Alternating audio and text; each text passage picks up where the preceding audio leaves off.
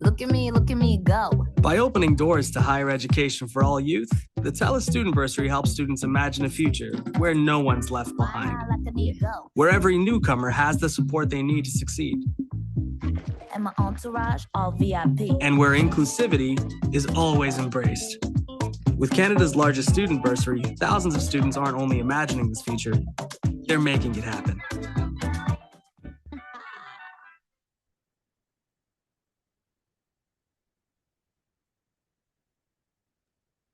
Hello, welcome. I'm Ashif Mauji. I'm the chair for the board of directors for the TELUS Friendly Future Foundation. On behalf of the board and our foundation team, thank you for joining us today for our third annual Impact Summit. We're excited to share the remarkable outcomes and impact we've achieved together over the past year. As you've just seen in our introductory video, we're particularly proud of our TELUS Student Bursary program.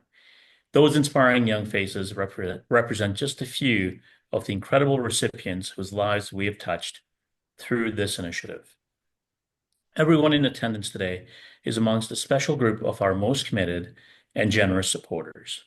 Whether you're a corporate partner, a community board member, a member of our foundation's Giving Club, a TELUS team member, passionate about supporting youth, or here to learn about the foundation, we thank you. We thank you for being here and welcome. We really appreciate you taking the time out from your day to join us. I'd like to begin by respectfully acknowledging that I am participating in this meeting from Treaty 6 territory and the traditional meeting grounds and gathering place and traveling route to the Cree, Saulteaux, Blackfoot, Métis, Dene, and Nakota Sioux peoples, where I have the opportunity to work and live with my family. We acknowledge all the First Nations, Métis, Inuit, whose footsteps have marked these lands for centuries. For everyone on this call, I also want to acknowledge the Indigenous territories and lands that you live and work on and spend time with your family and friends and loved ones. Together, we're creating transformational change and advances for youth across Canada through our localized TELUS Community Board grants and our national TELUS Student Bursary program. I'm so proud of what we've achieved over the last year and since launching the TELUS Student Bursary program, which has helped close to 1,000 students to date. These students have financial need and are committed to making a difference in our communities, pursue their dreams of a post-secondary education, and also have a social impact. I've had the privilege of getting to know a number of our bursary recipients firsthand, and trust me when I say these remarkable young change makers will be our future friendlier, will make our future friendlier for generations to come.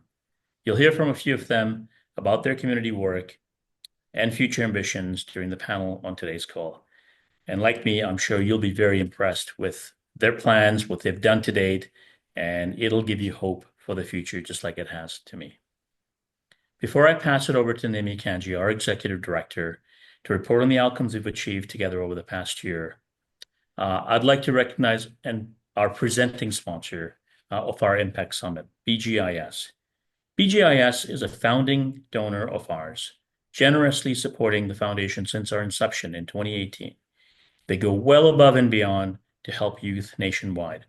For instance, they support and host our annual golf tournament in Edmonton, which I've been a part of for the last couple of years, and in support of our foundation, and have been actively engaged on the Bursary Student Selection Committee since the launch of our bursary program. I'll leave you with these words from Gord Hicks, the CEO and president of BGIS.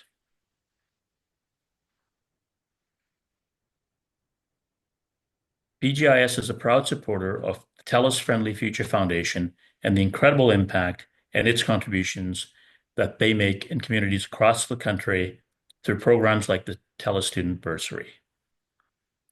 Thank you. Our work is made possible through the generosity of our founding donor, TELUS, and our community of dedicated supporters like all of you that are on the call today. I want to especially acknowledge our founding partners who have supported us since day one. Thank you all for helping provide youth from underserved communities with the resources, tools, and skills to reach their full potential. I'd also be remiss if I didn't thank our board of directors, who are voluntary members of this organization and are passionate about helping youth with brighter futures. Now I'll pass it over to our executive director, Nimi Kanji. Nimi. Wonderful. Thank you so much, Ashif. Hello, everyone. I'm so thrilled to be here today alongside my team, some of our TELUS Student Bursary recipients, and our wonderful community of supporters. Thank you so much for joining us today. As you heard from Ashif, through your partnership and support, we're empowering youth in our communities to thrive and to create a friendlier future for generations to come. We do this because we believe all youth, regardless of circumstance, deserve an equal opportunity to reach their full potential. But let's face it, youth across Canada, and especially those from underserved communities or equity-deserving groups, they experience additional barriers to reaching their full potential. Sadly, nearly 1 in 3 youth can't access the mental health care that they need. And there's recent reports that suggest 75% of students find it hard to afford post-secondary education. And really what this means is that nearly a third of students consider dropping out from college or university simply due to, the weight of the debt that they carry on their shoulders. As a foundation, the TELUS Friendly Future Foundation is determined to change that. And thanks to the generosity of our supporters, many of whom are with us on this call today, and in partnership with the 13 TELUS community boards across Canada, we fund over 500 local youth-serving charities, and specifically their health and their education projects that serve youth across the country each year. We're also empowering students who are in financial need through the TELUS Student Bursary. This program, as Ashif mentioned, helps socially minded youth who are committed to making a difference in their communities and enables them to pursue their dream of a post-secondary education. Last year alone, 2023 alone, we contributed $11 million in grants to support 550 charitable programs and to provide 400 student bursaries. This year, we're on track to provide another $11 million in support, including 500 additional bursaries. And what's exciting is that these additional bursaries have recently been awarded to young changemakers across the country in support of the 2024-2025 academic school year. Even though it's been just a bursary, even though it's been just over a year, the TELUS Student Bursary Fund, the largest bursary fund in Canada, has made a significant impact in the lives of hundreds of equity-deserving youth. I'm excited to share just a few stats about our latest cohort for the 2024-2025 school year. More than 70% of our bursary recipients identify as First Nations, Métis, Inuit, Black, LGBTQ, refugee, or newcomers. What's exciting is almost half of them are the first in their family to attend post-secondary school. And they represent 93 different Canadian colleges and universities across the country and over 100 unique fields of studies. It's a pretty diverse group of incredible students. What's exciting about the bursary program is that it not only provides financial support for college or university, but it also provides wraparound supports. So, for example, our bursary recipients have access to TELUS Mobility for Good and TELUS Internet for Good. These programs provide free TELUS Mobility or low-cost internet plans to help keep students connected as they pursue their education. And we've also recently partnered with TELUS Health to offer students free access to their mental health student support program. And then last but not least, we also support our students with learning, mentorship, and networking opportunities. In fact, one of our bursary recipients, Abdul, who is with us for today's discussion, will share a little bit more about how one of these networking opportunities recently opened a door to an exciting work experience for him. So with that, I'd like to switch gears a little bit here and give us an opportunity to hear from some of our incredible TELUS Student Bursary recipients. We're excited to have Ellen, Bailey, and Abdul with us today to talk about their experiences, their ambitions, and of course, their community impact projects. So with that said, welcome Ellen, Bailey, and Abdul. Thank you so much for making the time to be here today. We're very appreciative. Just to get things going, I'd like to ask each of you to briefly introduce yourself and share a little bit about your education and also how you give back to the community. Maybe we can start with Abdul. Thank you, Nimi. Hi, everyone. My name is Abdul Rahman Alodat, and I am currently attending UBC, studying computer science. And, I give to my community by, normally try to investigate what is going on and, identify the needs and struggles that my local community has. And things like, based on my experience, I wanted to help newcomers, have an easy adjustment to, coming here to Vancouver. So I created a website for that. And I've also helped create a local food bank during COVID, since there was a big crisis back then, and helping serve food and clothing for the homeless here in East Side, Vancouver. Amazing. Thank you, Abdul, and thank you so much for all of the great work that you do. Let's go next to Alen. Hello, everyone. I'm a fourth year history and economics major at the University of Alberta. I give back in a variety of ways. So I've been working with the City of Edmonton Youth Council for the past 2 years. They've been able to sort of lead in research and policy advocacy that's kind of youth focused. I've also been volunteering since like 2021 in as well in immigrants, immigrant mentorship, and sort of trying to sort of integrate them in the community by sort of teaching ESL. So I've been doing that specifically for youth, like youth from the same region that I came from, which is East Africa. And I've done some anti-racism work in terms of just like I've worked with other groups in terms of sort of developing policy in terms of like looking at Black mental health and sort of looking at sort of ways in which you can sort of engage Black youth increasingly. And like a new thing that I recently joined was like my undergraduate faculty journal. So I'm a social sciences section editor and kind of excited to get into that as well. That is amazing. See, Ashif did mention that the future is in good hands with these incredible students that are just doing so much. Thank you, Ellen. Bailey, over to you. Thanks, Nimi. Sorry, I've got a little bit of a cold, but I'll do my best. Kwe Bailey Dishnikas, Nikamani Tukwe Indigo, Makwadoram Nindao, Timiskwing First Nation and Dunjba. Hi, my name is Bailey. My ancestors know me as Goose Spirit Woman. I am Bear Clan and I belong to Timiskwing First Nations. I'm extremely passionate about education and Indigenous education and integrating it into the curriculum in Ontario. So I've recently graduated from the Waban Indigenous Teachers Education Program with York University, where I had a very small cohort of maybe about 20 students, mostly Indigenous, and we basically got to look over the entire Ontario curriculum, K-8, and dissect it and figure out how can we implement Indigenous knowledge, ways of knowing and being, while also trying to navigate a westernized system.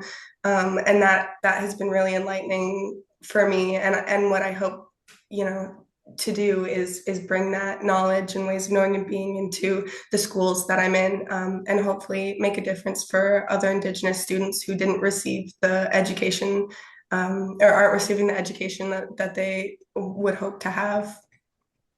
I love that. Thank you, Bailey. It's exciting because between the three of you on this call, we have, Alan and Abdul, who are still in the midst of their post-secondary education, and Bailey, who has graduated and is, working now and going on to do incredible things in the land of teaching. So thank you, Bailey, for that. I'd like to just switch gears a little bit and talk specifically about the TELUS Student Bursary Program now, and reflect a little bit on how the bursary program has helped you in your post-secondary journey. So maybe Bailey, we'll continue with you, given that you're now a graduate. So talk to us a little bit about the TELUS Student Bursary Program.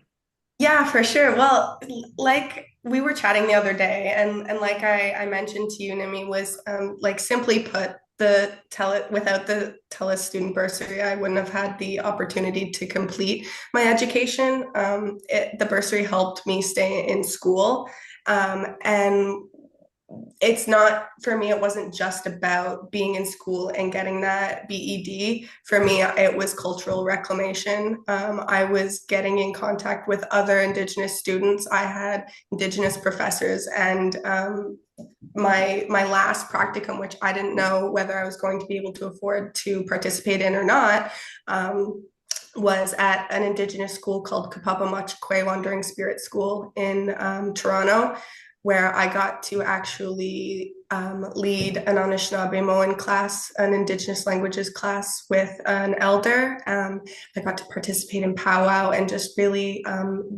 dive headfirst into cultural reclamation, which is, I'm very passionate about, considering my dad's experience as a 60 scoop survivor, and my cookum did 8 years at St. Joseph's Residential School in Spanish, Ontario. So it's been healing for me on top of everything that I want to do for others. It's also been so healing for me and bringing that knowledge and grace home to my family who didn't always experience positivity around their Indigenous identity. Now seeing me thrive and flourish in an environment that's, helping to fund my education, like through programs like Inspire, which TELUS has partnered with, and that's how I received my bursary. So yeah, I'm incredibly grateful, and that's part of the reason why I'm here today. That's amazing. Thank you, Bailey. I think often, when we think about a bursary program, we think about the financial aid. And of course, the bursary program, the TELUS Student Bursary Program does provide that financial aid, but it enables so much more. And it's so good to hear about those experiences and the way in which your education has also served to heal you in a way. So thank you for sharing that, Bailey, and for your vulnerability. Let's go to Abdul. You want to share a little bit about the TELUS Student Bursary and how it's helped you in your post-secondary journey? Yeah, for sure. Well, the obvious one is that, it helps pay for my tuition, which is, in a way, it helps me, focus on my studies while not having to worry about, working in order to compensate for that tuition cost. But it also gives you a boost of confidence. It's, and responsibility because of, the expectation that, people believe in me and believe that I could do great things. So because of this, I won't let them down. And one of the most recent things that happened is that when I was attending the fundraiser at the golf tournament, is what Nimi mentioned today is that I got connected with one of the CEOs of a telecommunications company, Devin, and I got to have an internship with Incepta, which is one of my goals is to complete a couple internships before I graduate university. So this was one of the great things that I got helped with and connected through the TELUS Friendly Future Foundation. I love that story. Thank you so much for sharing that, Abdul. I'm very excited for you with that new work opportunity. And Len, how about yourself? Any thoughts on how the TELUS Student Bursary Program has helped you? No, I think it's been super helpful, particularly because like I have like ambitions to go to grad school, ambitions to like extend that degree, right? It's been helpful to know that like at least my undergrad has been sort of like taken care of at some capacity. And like I have a better sense of like moving forward, I can actually manage things. And it's actually taught me about like the application process itself has taught me about like how to write and all these things that I think will be super useful in terms of like applying for things in the future. So very much, yeah, very useful. That's great. Thank you. Thank you, Ellen, for sharing. So, we've talked a little bit about the impact that you're making in your communities. And of course, that is a key kind of tenet or requirement for the TELUS Student Bursary Program. So the goal is to support youth who are making an impact in their communities. Given this, I'd love to learn a little bit more from each of you about what fuels your passion for giving back and specifically the positive outcomes that you're driving. So, starting with yourself, Abdul, you had shared earlier that, you immigrated to Canada from Syria, and, you went through the process of learning English, which is, amazing. And you actually went on to support other newcomers, in their own journey with immigrating to Canada. So are you able to tell us a little bit more about your experience and how it motivated you to do the work that you're doing, including, the website that you mentioned that is supporting newcomers as well? For sure. Learning English is one of the biggest challenges, a newcomer may face. And in fact, it is one of the biggest. And it was certainly my case. We came here with only knowing how to say yes, no, and hi, only those three words. And there were many challenges, such as adjusting to the new cultures, schools, and, just general everyday tasks. This was, my biggest motivation to create the website that I just mentioned. It is to help ease that transition for newcomers to Vancouver. It helps you find things like places of worship, ethnic restaurants, children's programs, and more things like programs to learn English and, get active in the community. It also, highlights places where you can, get volunteering work in, such as community centers and, nonprofit organizations. So my experience was a big factor in, having that motivation to create these things. So yeah. Thank you so much for doing the work that you do. That's so incredible. And I love how you've taken, yours and your family's own experience and found a way to give back through that to help make that transition to Canada easier for other newcomers. Such critical work that you're doing. So thank you for that. Thank you, Nina. Yeah, Alain, why don't we go to you? And you talked about your role as policy chair for the Edmonton Youth Council, among many other volunteer roles that you hold. Are you able to speak a little bit about whether or not there was a moment in your life or a specific experience that you had that motivated you to pursue this particular role?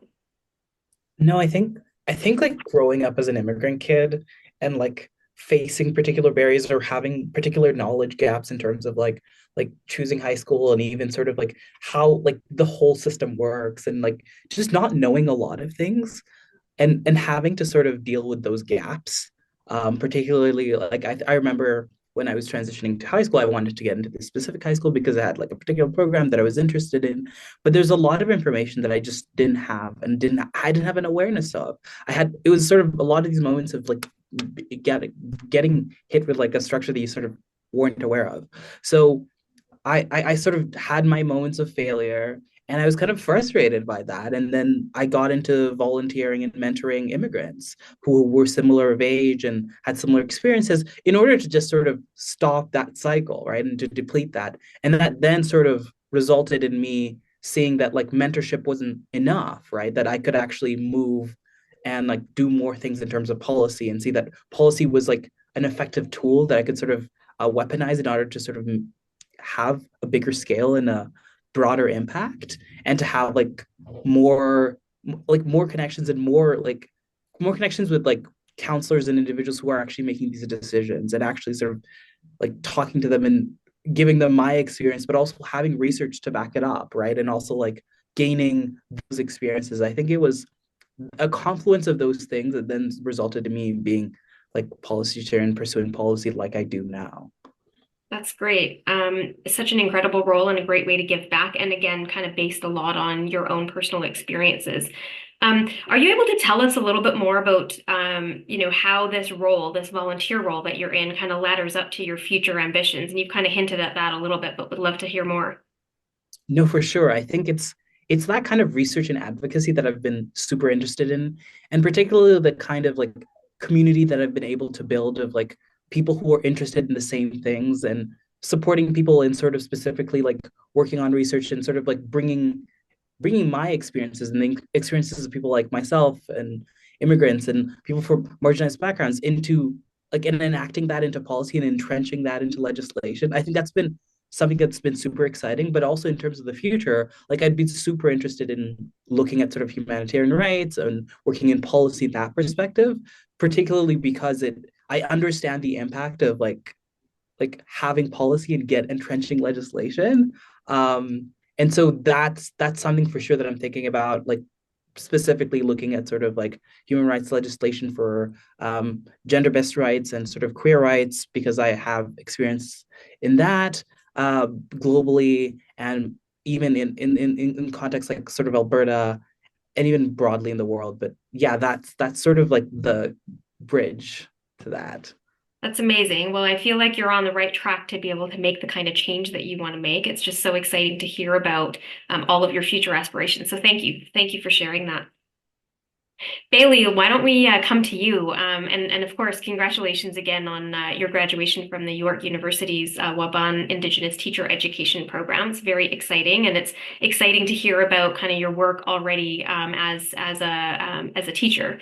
Are you able to share a little bit about what motivated you to pursue this particular program? And now that you're in the workforce, share a little bit about how you leverage your education and the learnings from this program in your role as a teacher. Yeah, absolutely. So as I touched on before, in my family, we have residential school and 60 scoop trauma. So my motivation primarily comes from the resiliency of my family and of my ancestors. Attending school as a child, I didn't see our realities represented in the Indigenous education that I was receiving. And I would go as far as to say that I did not receive an Indigenous education, which is very upsetting considering how much Indigenous people have done and still do for the land. So everything that I knew about Indigeneity came from my household. It came from home. When I would go to school, it felt like living in two different worlds. One, my world at school didn't seem to acknowledge any of my family's histories or care. And that didn't feel right. And I carried that with me for a very long time because it's that lack of understanding and that lack of education that prevents so many people from healing. And I spent a long time feeling really disconnected from my culture. So the interesting thing about the Wabun program is Wabun means east. And on the medicine wheel, the eastern direction is where you start. In westernized society, you start in the north and you go around, but in Anishinaabe culture, you start in the east, which is birth, being a baby, new life. And it feels like we're on the precipice of something amazing and something new in education, where we're starting to finally see Indigenous ways of knowing and being acknowledged, especially in the field of science and like in STEM more. People are recognizing that that Indigenous knowledge has been built upon for millennia. And it's very vital to the land and to everybody's well-being, not just that of Indigenous people. So I feel like change is on the horizon and I want to be a part of it. So I want Indigenous students to feel empowered. And I've had the great opportunity in my practicums to participate in teaching things like Project of the Heart, which is basically a memorial for residential school survivors. And I got to teach that at a Catholic school, actually, which was really amazing. And the students were really receptive. And I mean, long term, what I hope to see in the future is more, sorry,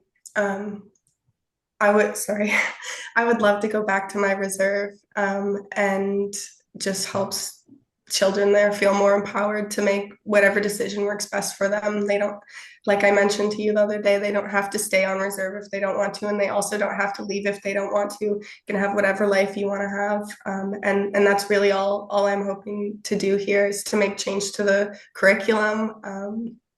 And empower students of all cultural backgrounds, not just Indigenous. I love that, Bailey. Thank you. As a mom of two kids, I have a 13-year-old and a 16-year-old, soon to be 14 and 17. I know that the curriculum has made, significant advancements in helping educate youth about, Indigenous history, culture, contributions. And so I know that change is happening, as you said. And thank you so much for continuing to drive that change, because it's critical that that is part of our education system for our youth. So thank you for that. I'd like to switch gears here a little bit, and Abdul is taking time out of his day to be here, and actually has to run to take his mom to an appointment. So Abdul, we're going to let you go in just a minute, but I would love it if you could just share a little bit about what it means to be appointed as a youth ambassador on the TELUS community board in Vancouver, because I know that's another way that you're giving back and an opportunity that has also been afforded to you through the TELUS student bursary program. So share a little bit about how it feels knowing that you now have a seat at the table to help influence funding decisions supporting youth in your community, and then we can let you go. For sure. Okay, so it feels amazing. Like this is something I've been looking forward to for a long time. Having a say in where funds go and who it impacts is a big deal. And we got to support some of the programs that I've had, that those programs had a positive impact on my experience during high school. So it's really good to see that, we can, as a way, have a say in where those funds go and, see that experience, firsthand. And we also get to support like urgent crisis matters that happen in BC. So whenever something happens that's major, urgent, so we get to allocate some of the funds that go towards that, which is something amazing. And it's something that it gives you a sense of responsibility, and it gives you a sense of honor that you get to say where those funds go and who it impacts. Thank you, Abdul. We're so honored to have you sit on our Vancouver Community Board and help share your unique perspective as we make these very important funding decisions. So thank you for that, Abdul. We'll let you run if you need to go. But Ellen, I'd like to ask you a similar question. Obviously, you have been appointed as a member of our Edmonton Community Board. Are you able to share a little bit about any of your learning so far in that role, or any other thoughts on what it means to have a seat at that table? No, it's been super exciting.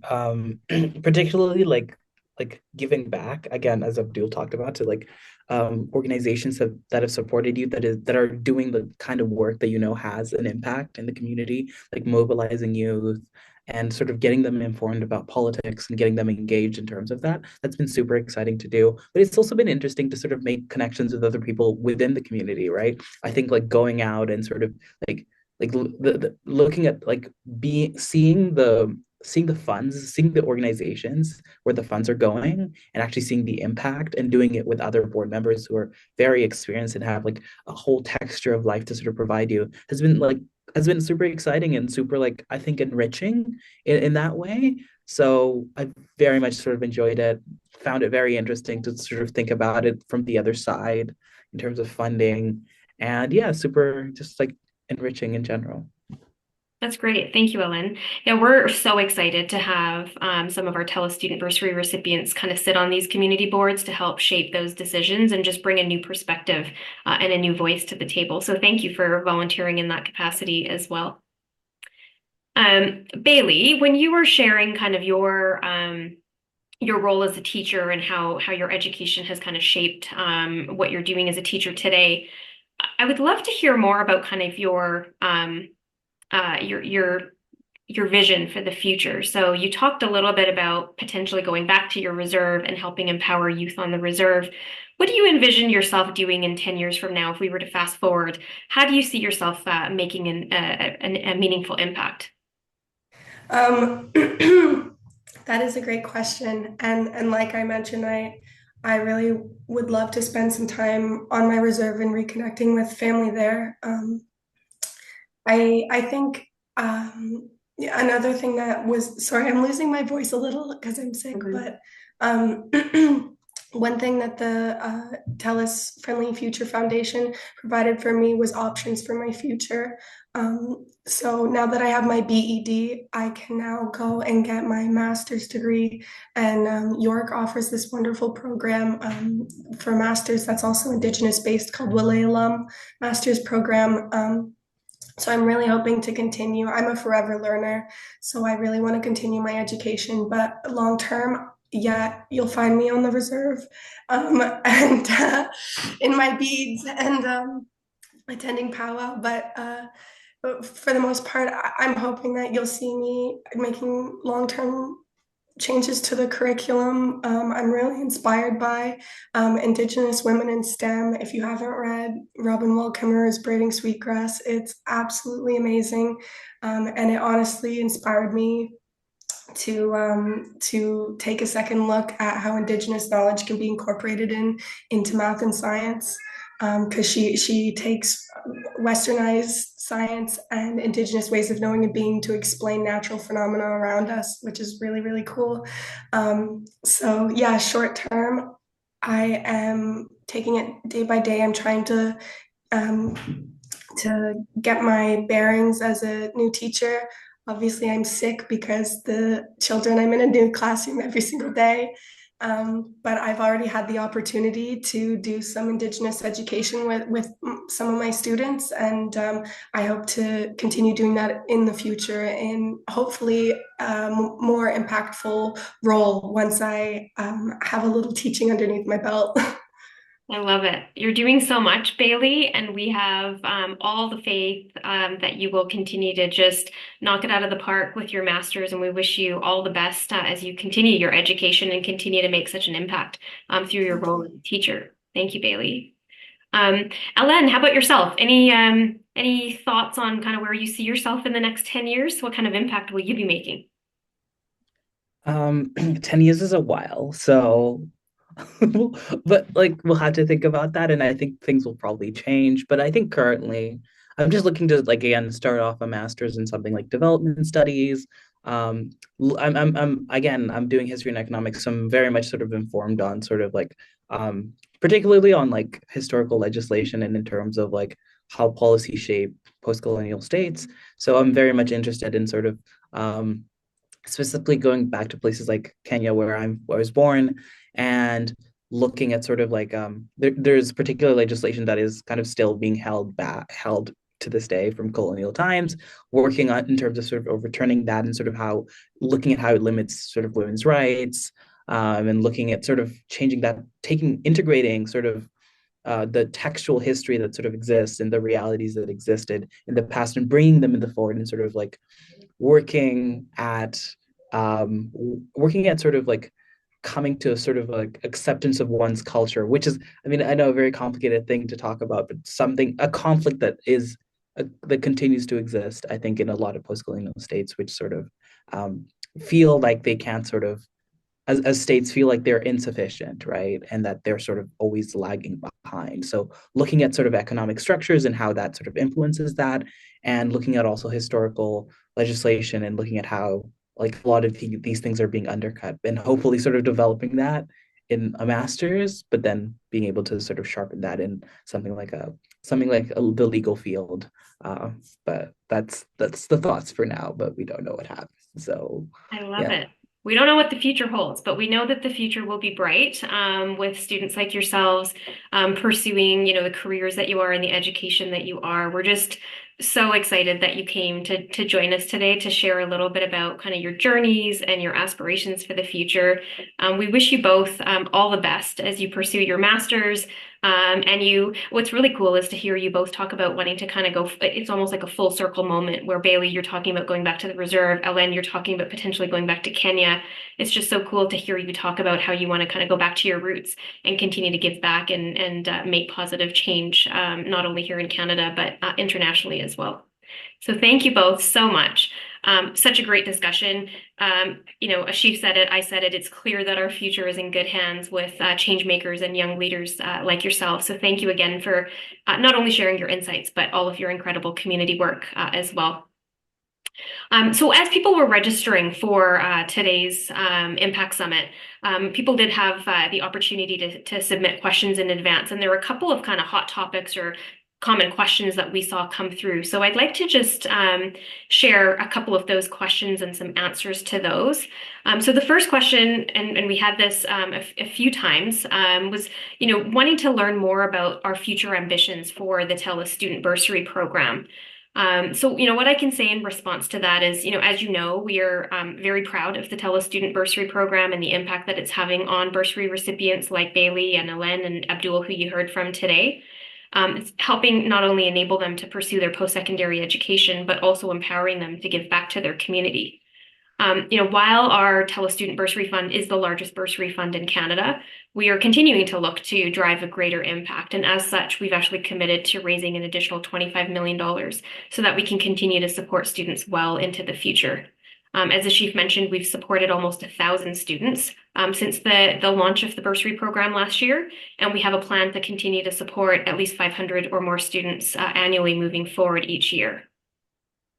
We also want to build upon the wraparound supports for students that I had mentioned earlier. So I talked about, for instance, providing students with access to internet for good or mobility for good, networking and learning opportunities. In line with this, we're currently looking to bring a new opportunity to our student bursary recipients and giving them access to new work experiences to further support their learning journeys. So, I would say the best is yet to come with our TELUS Student Bursary Program. We're certainly looking to support more students into the future and continuing to grow the level of support that we provide to our bursary student recipients.